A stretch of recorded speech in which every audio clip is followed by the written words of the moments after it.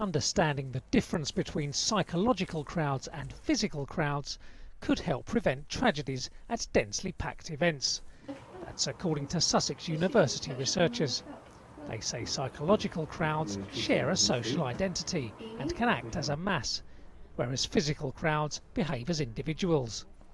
They filmed 2 groups of volunteers walking on campus, a physical crowd leaving a lecture and this psychological crowd, given black caps and told they shared a common identity. So what this shows is actually, even though the crowd have got the entire path that they can take up, they've got all the grass around it, what they're doing is they're sticking to one part of the path. They're actually staying close together, clustering close together. They're walking slower in order to keep close together with one another, and they're actually walking further in order to keep this formation, stay together as a group. And you wouldn't see this in the physical crowd, where people will be walking at different speeds and might be rushing past one another, apart from the small groups that are staying together. Large crowds at public events can be dangerous. Reports suggest that more than 2,000 pilgrims died in the crush at this year's Hajj. This followed a decade of the event passing off safely, after Saudi authorities spent $300 million on safety measures. That's despite 3 million annual visitors and crowds of up to 9 people per square metre round the Grand Mosque.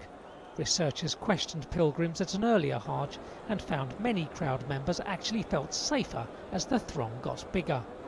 So that sounds strange and counterintuitive, and then we looked at some of the other measures and we got an explanation for that, which is the more that people identify with the crowd, the more that they expect social support. And this is a common feature of psychological crowds. That when you're an us or a we, you expect others to support you, to give you help and come to your aid. The Saudis have hired mathematicians, engineers and computer scientists to make the Hajj safer.